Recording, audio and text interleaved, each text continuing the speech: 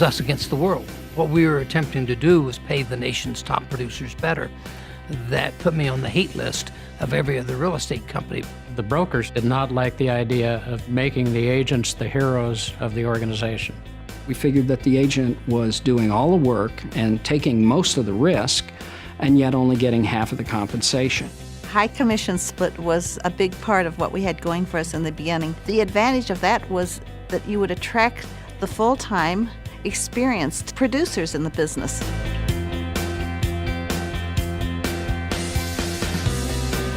REMAX has always been that pioneer. We basically taught agents how to promote themselves. It was revolutionary. It was different than the way real estate had ever been done in the past. The first month, I took over 1,000 phone calls, 204 face-to-face interviews, and 4 people signed up. And the whole industry was knocking us and telling us that we were nothing but a bunch of cowboys and yahoos. And we went to the Colorado Association of Realtors convention, and so we passed out red, white, and blue pens, and it said 100% in the center, I up mine, now up yours. We weren't liked very well, let's just put it that way. But we became respected because of the fact of the numbers that we were doing, the quality of the agent, the integrity of the agents that we were bringing on. We evolved, and what happened was we coalesced around one image. We had 2 owners of the REMAX franchise in Albuquerque, and the Albuquerque Balloon Festival was just taking off. At the same time, the regional owners had a meeting in Chicago, and we looked up at the TV, and there's the REMAX balloon. Nobody wanted it as a logo. It was just, isn't that cute, our balloons up in the air? We took a silly little symbol and turned it into this massive icon of what professional real estate is supposed to be about. The early days of the company were fraught with a lot of financial difficulties. We had to sell a franchise in order to make payroll. We had to sell another franchise in order to pay the rent. It was just an absolutely terrible market. In 1980, we lucked out and sold to 2 extraordinary business people, Frank Polsler and Walter Snyder. Of course, we were extremely impressed. They showed us the best of the best, and we thought we could repeat that in Ontario. We thought there was a great opportunity in the marketplace for this type of brand and this type of business model. Dave looked at my financial statement. He said, Frank, you're broke. I said, we'll make it work. They convinced us that they could do the job, and they totally turned the company around. Frank and Walter understood franchising. They fell in love with our concept. They opened the entire European continent for us. And overnight, they revolutionized our company. In 1983, we did our first conference up in Northern Ontario. This guy flew in with his seaplane, and I said, Dave, you want to fly with us? No, he said, Gail, you go. The pilot made a mistake. The plane went into a stall spin, crashed into the trees. Killing the pilot and putting Gail and the other 2 passengers in the hospital for years. Originally, they told Dave that she would be lucky to make it through the night.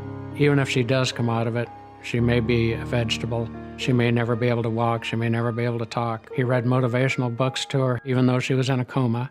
And the doctor said, son, she can't hear you. He said, I'm going to keep talking to her, and I'm going to sleep here, and I'm going to be with her until she gets well. When she finally went into the rehabilitation center after she got out of the coma, they said that her hopes of ever walking were not very good.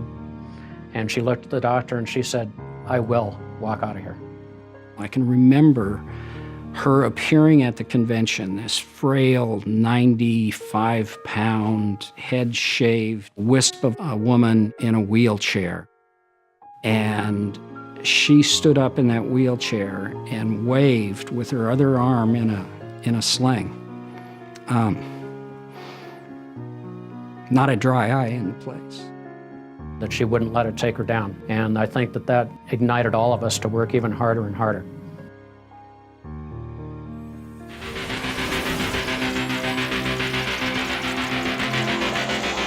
By the 90s, we were booming. At our 20th anniversary, we'd reached 30,000 agents. And at that point, we really started to become a factor in the country. The agent number meant market share, meant market presence, meant advertising dollars. the premier best agents in the business. Best customer satisfaction, the best brand name awareness, the most market share, the best web presence.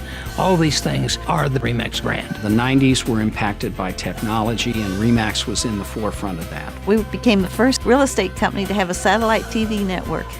We opened the convention at the National Association of Realtors with a huge booth, cameramen interviewing people. We made such a smash hit the first day that by the second day, 30 or 40 of our competitors all had whiteboards up in their booths that said, "We too have national television coming."